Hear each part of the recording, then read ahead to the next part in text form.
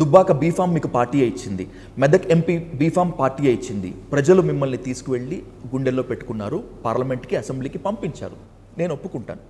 కానీ మీకు Telangana BJP chief అధ్యక్ష పదవి రాకుండా అడ్డుపడింది ఇదే పార్లమెంటరీ బోర్డులో ఉన్నటువంటి సభ్యులు కాదా? కాదు sir, I'm asking you very straight. Kishan Reddy గారు మీకు తెలంగాణ బీజేపీ చీఫ్ రాకుండా అడ్డుపడ్డారని చెప్పి నాకు ఒక క్రెడిబుల్ సోర్స్ ఉంది. నేను ఏదో పేపర్లో చదివి ఇది కాదు, చాలా మందితో మాట్లాడి మీ దగ్గరికి వచ్చాను. ఈ ప్రశ్నకు సమాధానం కిషన్ రెడ్డి గారు చెప్తే బాగుంటుంది. ఎందుకంటే నాకు తెలియని విషయానికి నేను సమాధానం చెప్పలేదు. నేను కిషన్ రెడ్డి గారు రాష్ట్ర పార్టీ అధ్యక్షుడు ఉన్నప్పుడు పార్టీలో జాయిన్ అయినా.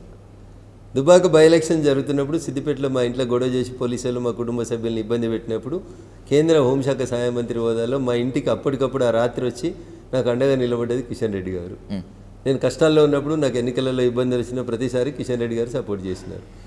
మరి అదే కిషన్ రెడ్డి గారు నన్ను వద్దు అనుకుంటే నాకు దుబ్బాక బై ఎలక్షన్లో బీఫామ్ ఇవ్వకుండా ఉంచుతారు, మెదక్ పార్లమెంట్ కూడా ఇప్పియకపోతుంటుండే. ఇన్ని చేసినా నాకు ఈ అధ్యక్ష పదవి అప్పుడు ఎందుకు అడ్డుపడ్డాడు? మీరు ఆ ప్రశ్న అడగడమే నాకు కరెక్ట్ అనిపించలేదు. ఒకవేళ అది మీకు క్రెడిబుల్ ఇన్ఫర్మేషన్ ద్వారా కరెక్ట్ అయితే నాలాగా ఇంటర్వ్యూ ఇస్తానికి ఎప్పుడైనా కిషన్ రెడ్డి గారి దగ్గరికి పోయినప్పుడు ఖచ్చితంగా అడుగుతాను, దయచేసి ఈ ప్రశ్న అడుగు, ఖచ్చితంగా అడుగుతాను.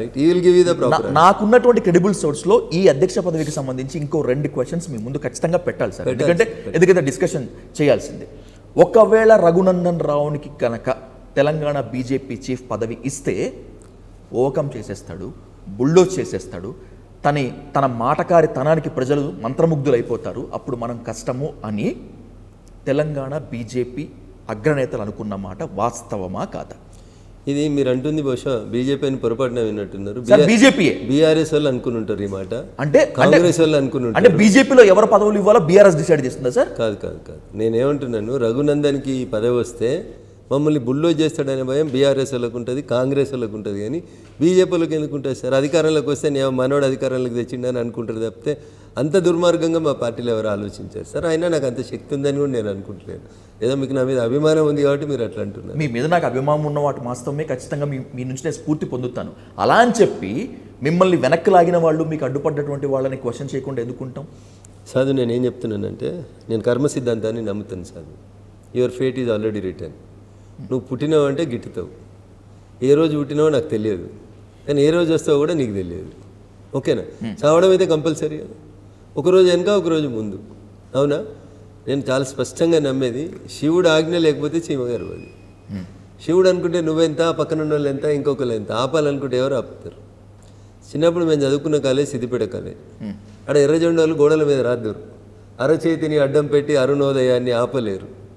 ఇది కూడా అంతే. ఒకవేళ దేవుడు నా రాతలో ఏం రాసిండో ఆ రాత నువ్వు మార్చలేవు, నీ రాతలో ఉన్నదని కూడా నేను మార్చలేను. మీరు కర్మ సిద్ధాంతాన్ని న్యూటన్స్ థర్డ్ లా నమ్ముతారు కాబట్టి, అన్నింటికి మించి జీవిత సారాన్ని నరనరాన వంట పట్టించుకున్నారు కాబట్టి మీరు చాలా గుంబనంగా ఉన్నారు, ఎక్కడా బయటపడట్లేదు. నేను ఎంత డ్రిల్ చేసినా మీరు మాట్లాడతారు. కానీ మీకున్నటువంటి నేర్పరితనం, చాకచక్యతనము, ముఖంలో రంగులు మారకుండా, బాడీ లాంగ్వేజ్ మారకుండా, ఎక్కడ టెన్షన్ పడకుండా చాలా ఓపికగా ఇంత నిదానంగా చెప్తుంటే కూడా నేను మీకు ఇంకా సరిగా చెప్తలేను అనుకుంటే నేను నాట్ ఎట్ ఆల్. మీరు చాలా సాధన చేయాలి సార్ అలా చెప్పడానికి.